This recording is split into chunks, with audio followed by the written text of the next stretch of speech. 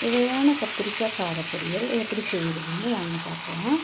அதுக்கு இன்றைக்கி நம்ம தோட்டத்திலேருந்து கத்திரிக்காய் எடுத்துருக்கோம். கத்திரிக்காய் நல்லபடியாக மகசூல் தரணும், நிறைய காய் தரணும் அப்படின்னா நம்ம இயற்கை உரத்தை பயன்படுத்தினா நல்ல காய் கத்திரிக்காய் செடியில் வளரும். இயற்கை உரம் என்னென்னா நம்ம அரிசி கலக்கிற தண்ணி, பருப்பு கலக்கிற தண்ணி, காய் கலக்கிற தண்ணி, அந்த காய்கறி வேஸ்டெல்லாம் ஒரு நாள் ஃபுல்லாக ஒரு பக்கெட்டில் போட்டு வச்சுருந்து அடுத்த நாள் அந்த தண்ணியை நம்ம இந்த செடிகளுக்கு கொடுத்தோம்னா நிறைய காய் காய்க்கும். அதிலிருந்து எடுத்த கத்திரிக்காயை தான் இன்றைக்கி நம்ம பொரியல் செய்கிறோம். பிஞ்சு கத்திரிக்காயாக நிறைய பறிச்சுக்கலாம். பறிச்சுட்டு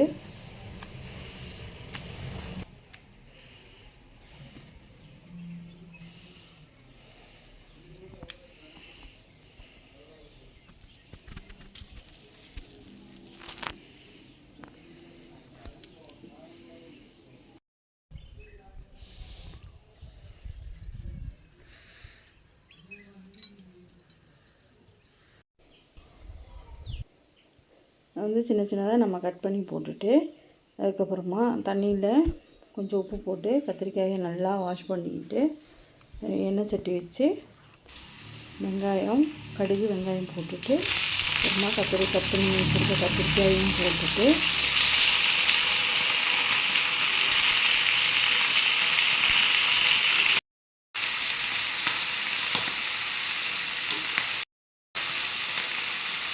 தேவையான அளவு உப்பு போட்டு அப்புறமா கொஞ்சம் தேவையான அளவு மஞ்சள் போட்டு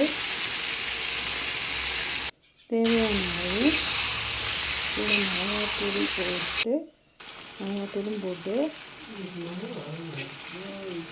கிளறி நம்ம ஆவியில் வேக வச்சிடலாம். தண்ணி நிறைய போட வேண்டாம். தண்ணி போடாமல் ஆவியில் வேக வச்சுட்டு